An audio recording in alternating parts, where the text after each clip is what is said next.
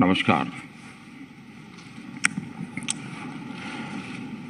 आज का दिन मेरे लिए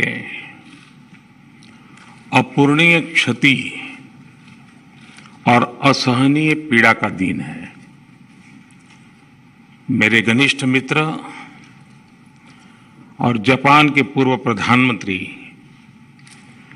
श्री शिंजो आबे अब हमारे बीच नहीं रहे हैं। आबा जी मेरे तो साथी थे ही, वो भारत के भी उतने ही विश्वसनीय दोस्त थे। उनके कार्यकाल में भारत जापान में उनके जो राजनीतिक संबंध थे हमारे, वो को नई ऊंचाई तो मिली ही। हमने दोनों देशों की साझी विरासत से जुड़े रिश्तों को भी खूब आगे बढ़ाया। आज भारत के विकास की जो गति है, जापान के सहयोग से हमारे यहाँ जो कार्य हो रहे हैं, इनके जरिए शिंजो आबे जी भारत के जनमन में सालों तक बसे रहेंगे। मैं एक बार फिर दुखी मन से मेरे दोस्त को श्रद्धांजलि देता हूं। साथियों,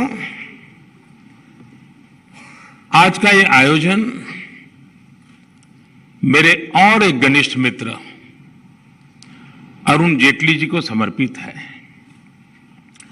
बीतों दिनों को याद करते हैं तो उनकी बहुत सारी बातें, उनसे जुड़े बहुत से वाक्य स्वाभाविक रूप से याद आते हैं। और यहां बहुत सारे उनके पुराने साथी मैं देख रहा हूं।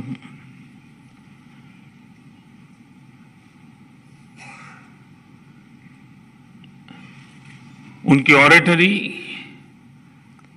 हम सब उसके कायल थे, और उनके वन लाइनर लंबे अरसे तक हवा में गूंजते रहते थे। उनका व्यक्तित्व विविधता से भरा था और उनका स्वभाव सर्वमित्र वाला था। यहां जितने भी लोग दिखते हैं, हर एक की अलग अलग दुनिया है, लेकिन सब अरुण के मित्र थे। ये अरुण के सर्वमित्र की विशेषता थी। और उनके व्यक्तित्व की इस खूबी को सभी आज भी याद करते हैं और हर कोई अरुण की कमी महसूस करता है। मैं अरुण जेटली जी को अपनी विनम्र श्रद्धांजलि देता हूं। साथियों, अरुण जी की स्मृति में इस लेक्चर का जो विषय रखा गया है, growth through inclusivity, inclusivity through growth, वो सरकार की डेवलपमेंट पॉलिसी का मूल मंत्र है। मैं थर्मन जी का विशेष रूप से आभारी हूं कि उन्होंने हमारे निमंत्रण को स्वीकार किया,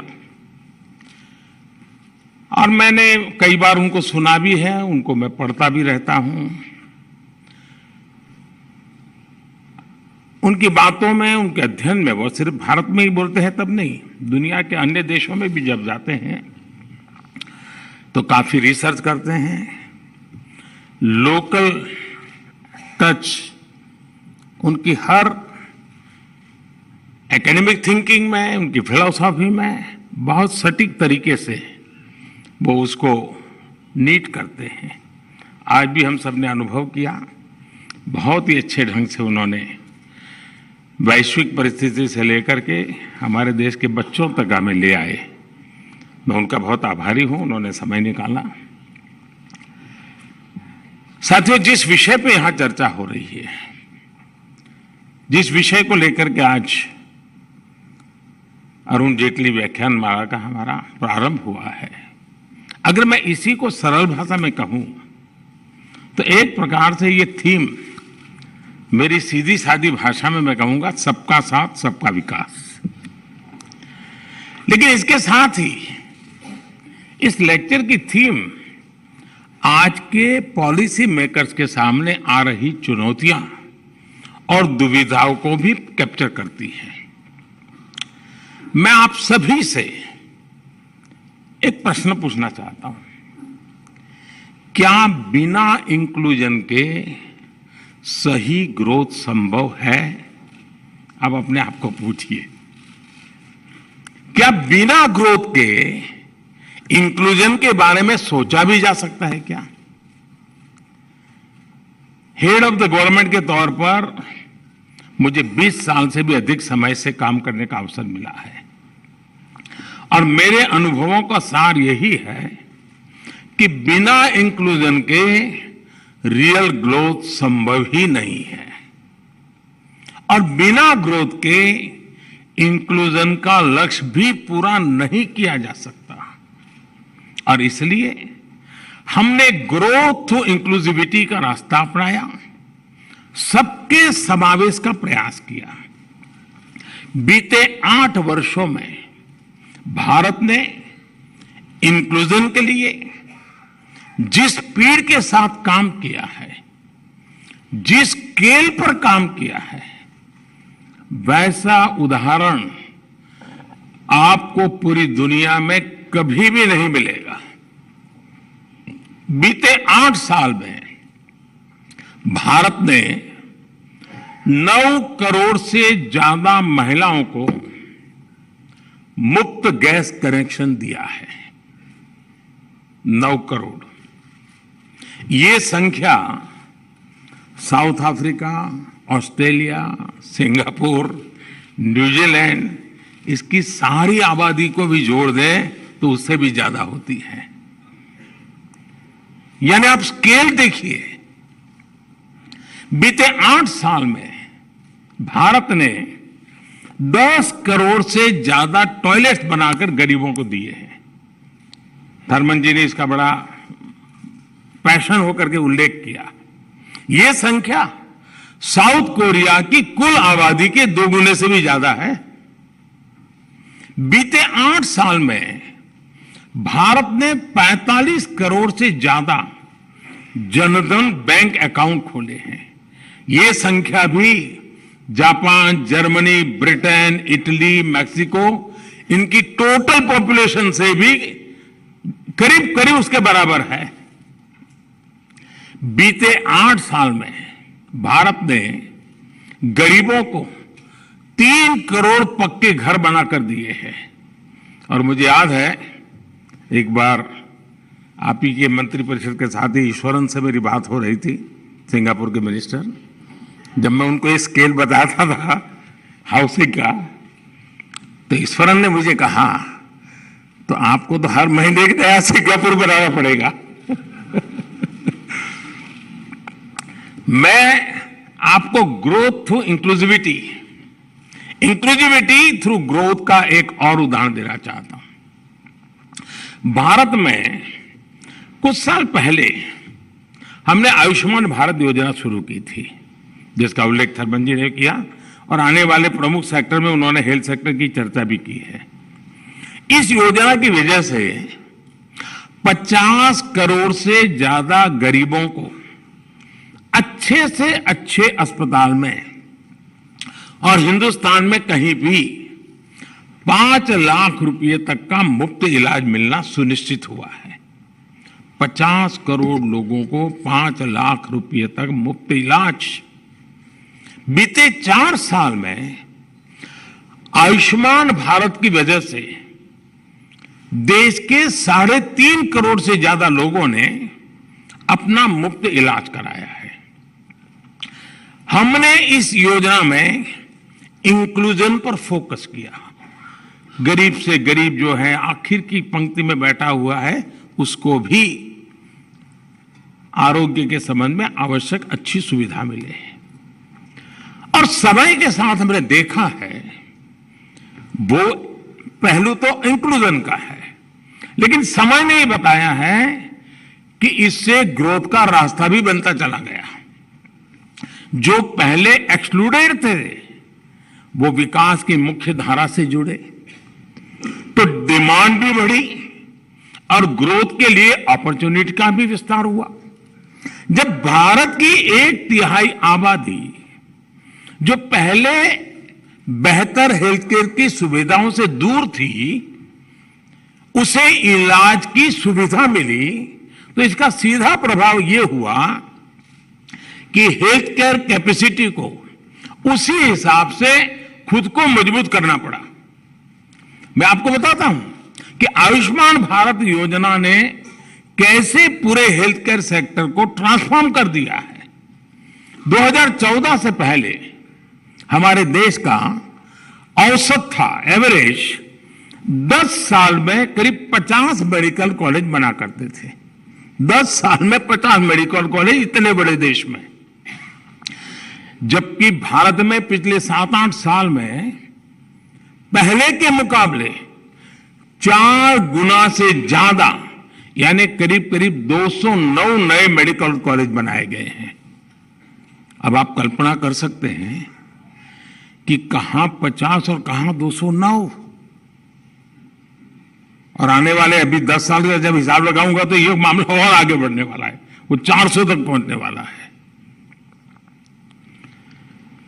बीते 7-8 साल में भारत में अंडर ग्रेजुएट मेडिकल सीट्स में 75% की बढ़ोतरी हुई है। भारत में अब एनुअल टोटल मेडिकल सीट्स की संख्या बढ़कर लगभग 2 गुना हो चुकी है। यानी अब देश को कहीं ज्यादा डॉक्टर मिल रहे हैं, देश में तेजी से आधुनिक मेडिकल इंफ्रास्ट्रक्चर निर्माण हो रहा है।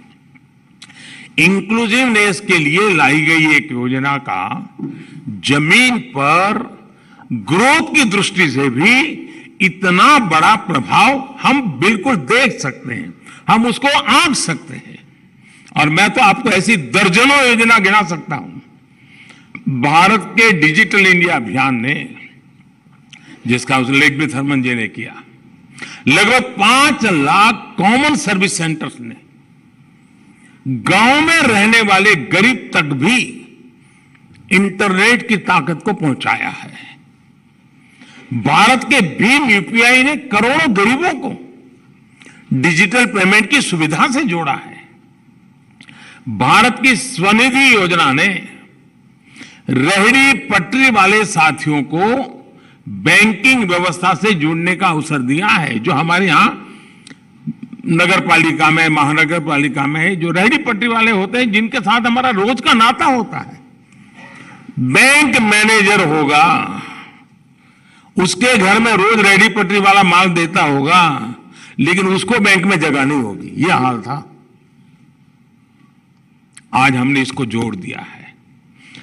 उसी प्रकार से भारत ने एक बहुत बड़ा काम किया है। दुनिया उस पर काफी कुछ इन दिनों जो अर्थशास्त्री लोग हैं वो लिख भी रहे हैं, बड़ी बड़ी एजेंसियां उसका रेटिंग भी कर रहे हैं। भारत का एक इनिशिएटिव है एस्पिरेशनल डिस्ट्रिक्ट प्रोग्राम। देश के 100 से ज्यादा जिलों में रहने वाले करोड़ों साथियों को अपलिफ्ट कर रहा है।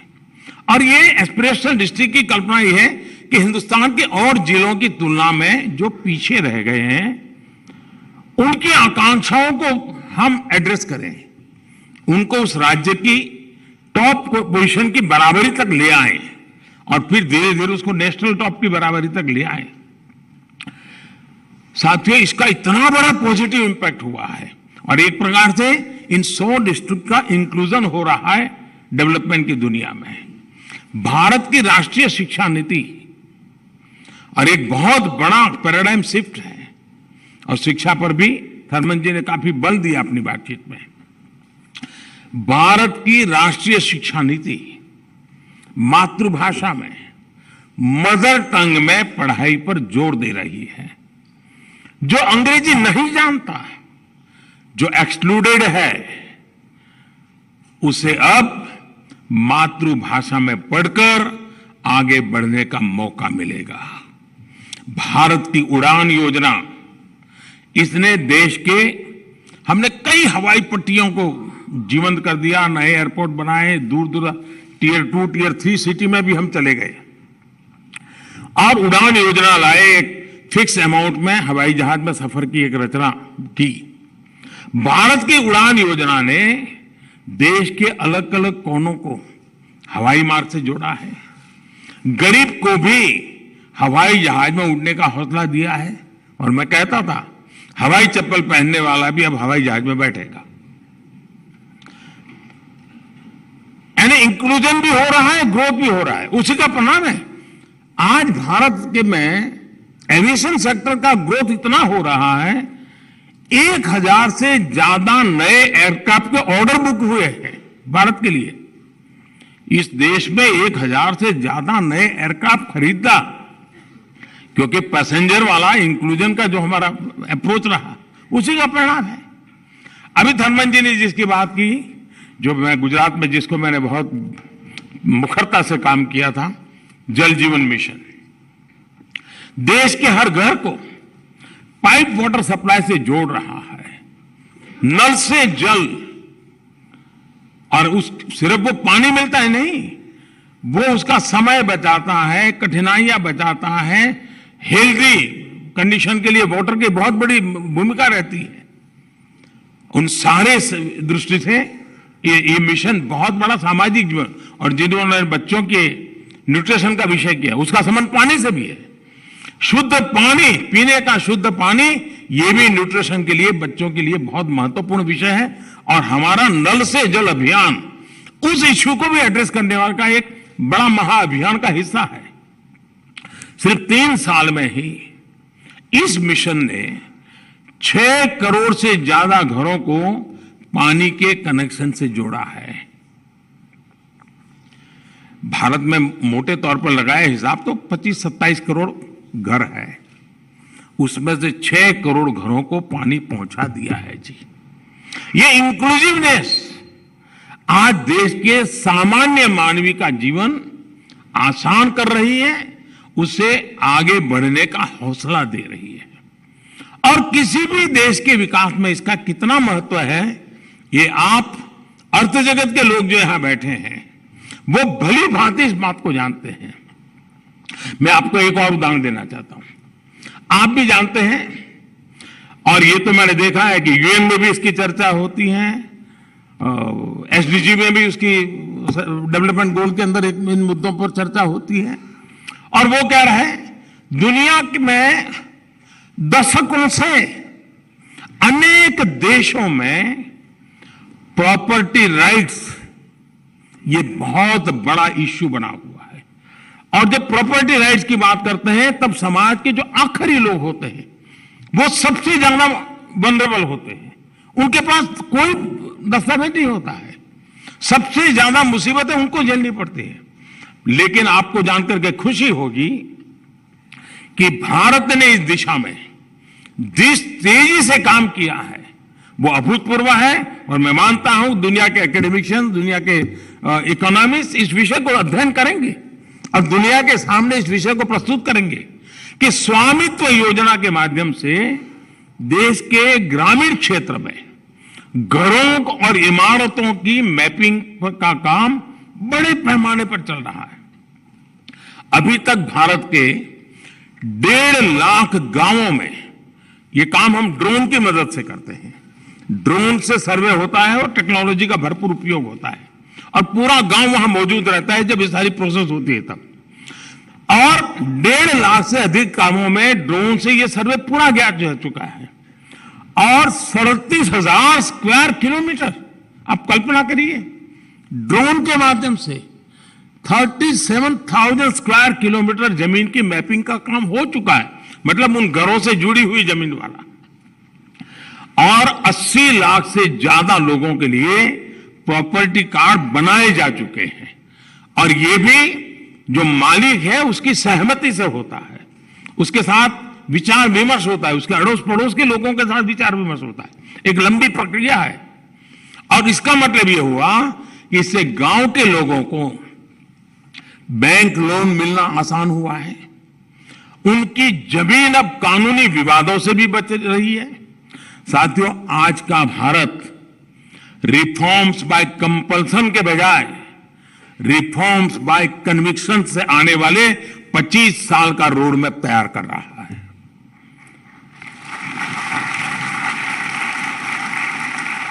देश आजादी के 100 साल मनाएंगे तब देश कहां होगा, इस लक्ष्य को लेकर के हम आज रोड मैप बना करके आगे बढ़ रहे हैं। दशकों पहले देश ने ये देखा था कि जब कोई रिफॉर्म मजबूरी में होता है तो उसके इंस्टीट्यूशनलाइज होने की उम्मीद कम रहती है। जैसे ही मजबूरी खत्म होती है वैसे ही रिफॉर्म भी बुला दिया जाता है। रिफॉर्म जितने जरूरी होते हैं उतना ही जरूरी वो एनवायरनमेंट होता है, मोटिवेशन होता है। पहले भारत में बड़े रिफॉर्म तभी हुए जब पहले की सरकारों के पास कोई रास्ता ही नहीं बचा था। हम रिफॉर्म्स को नेसेसरी इविल के रूप में नहीं बल्कि एक विन विन चॉइस के रूप में मानते हैं, जिसमें राष्ट्रहित भी है, जनहित भी है। इसलिए बीते 8 सालों में हमने जो भी रिफॉर्म्स किए उन्होंने नए रिफॉर्म्स के लिए रास्ते तैयार किए हैं। अरुण जी आज जहां भी होंगे वो संतुष्ट होंगे कि वो जिस मिशन में भागीदार रहे उसका लाभ आज देश को मिल रहा है। जीएसटी हो या आईबीसी, इनको लेकर सालों तक चर्चा हुई। आज इनकी सफलता हमारे सामने है। कंपनीज एक्ट को डीक्रिमिनलाइज करना हो, कॉर्पोरेट टैक्सेस को कॉम्पिटिटिव बनाना हो, स्पेस, कोल माइनिंग और एटॉमिक सेक्टर्स में को खोलना हो, ऐसे अनेक रिफॉर्म आज 21वीं सदी के भारत की सच्चाई है। साथियों, हमारी policy making pulse of the people पर आधारित है। हम ज्यादा से ज्यादा लोगों को सुनते हैं, उनकी आवश्यकता, उनकी आकांक्षाओं को समझते हैं। इसलिए हमने पॉलिसी को पॉपुलिस्ट इंपल्सिस के दबाव में नहीं आने दिया। पीपल्स पल्स के अनुसार फैसले लेना और पॉपुलिज्म के सामने हथियार डाल देने में क्या फर्क होता है, ये कोविड काल में हिंदुस्तान ने देखा है, और देखा है नहीं, दुनिया को दिखाया है।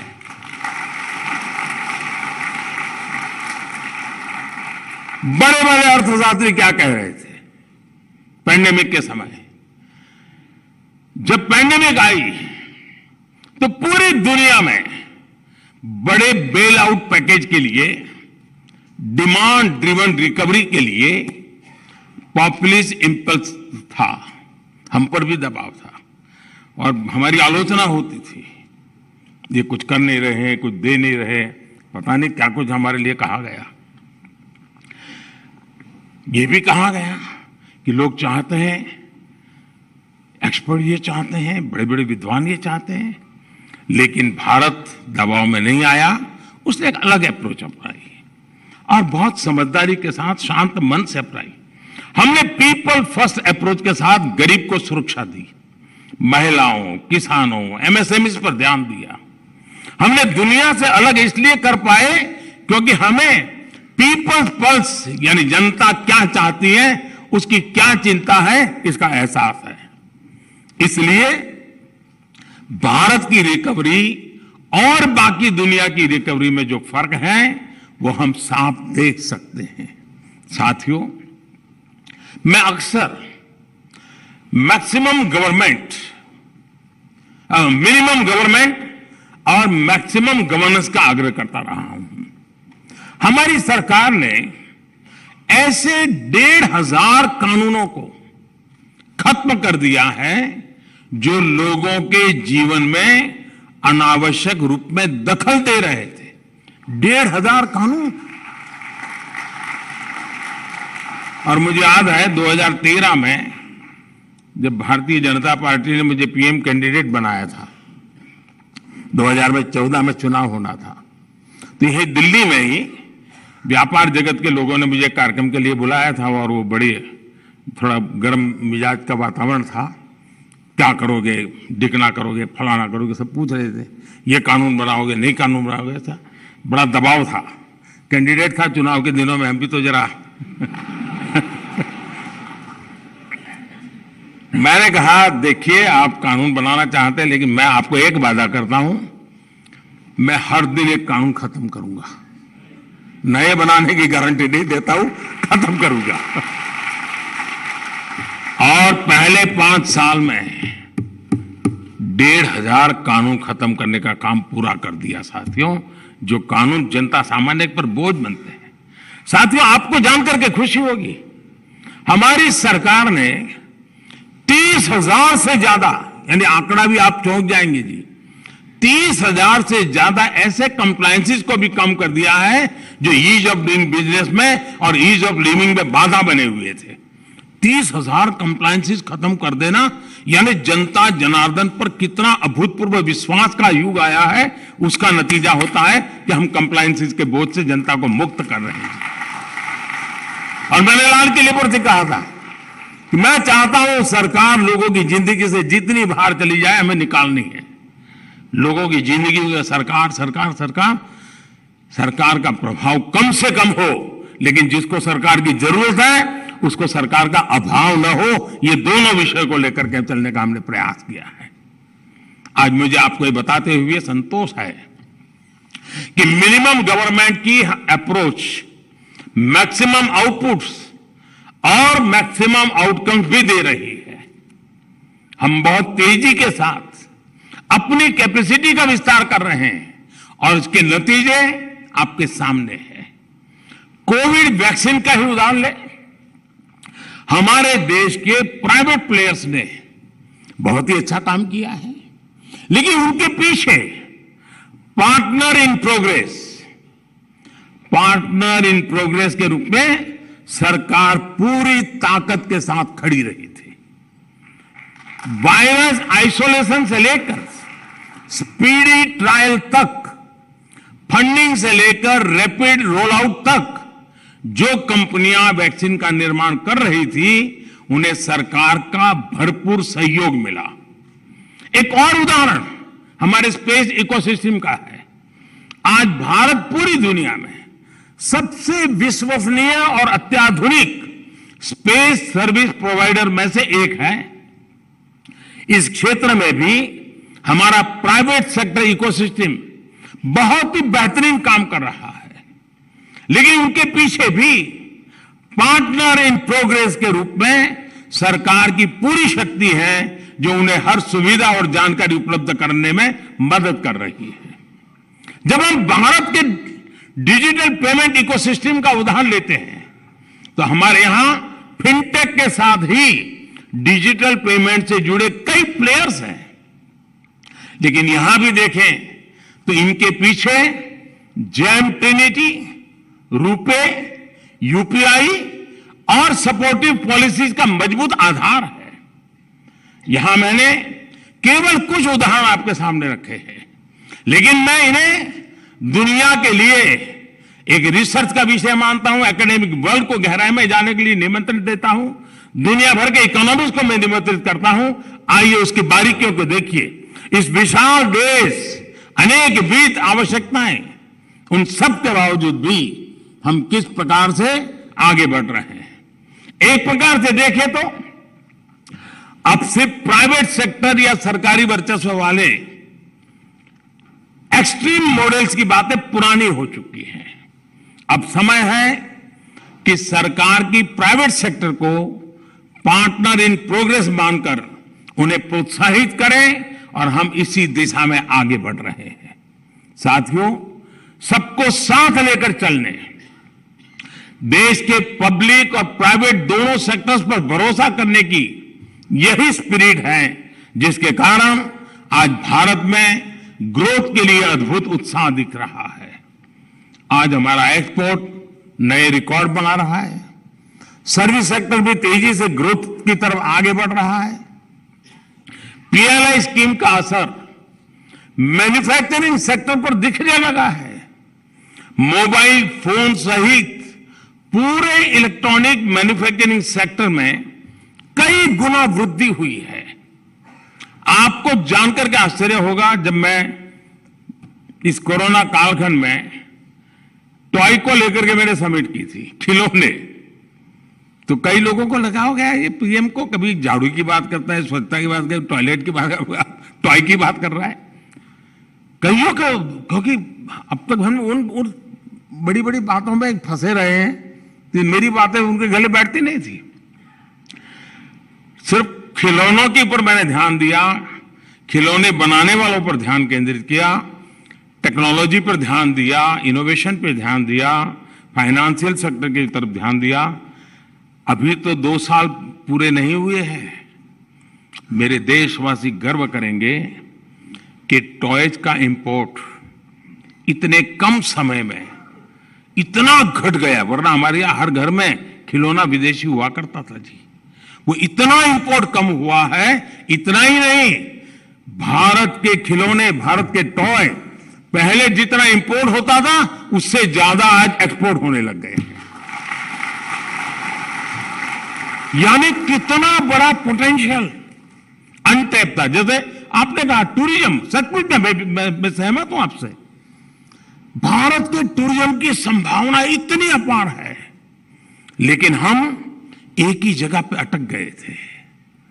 हिंदुस्तान के पूर्ण रूप में विश्व के सामने ले जाने का हम पता नहीं, हमारी मानसिकता ही वो खो चुकी थी।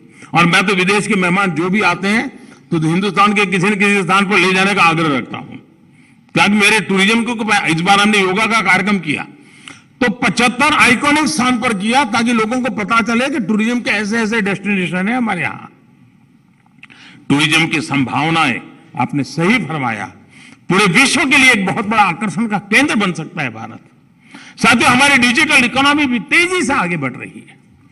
फिजिकल और डिजिटल इंफ्रास्ट्रक्चर पर रिकॉर्ड निवेश हो रहा है। यानी हमारे ग्रोथ इंजन से जुड़ा हर सेक्टर आज पूरी क्षमता से चल रहा है। साथियों, आजादी का यह अमृतकाल भारत के लिए अनगिनत नए अवसर लेकर आ रहा है। हमारा निश्चय पक्का है, हमारा इरादा अटल है। मुझे विश्वास है हम अपने संकल्पों को सिद्ध करेंगे।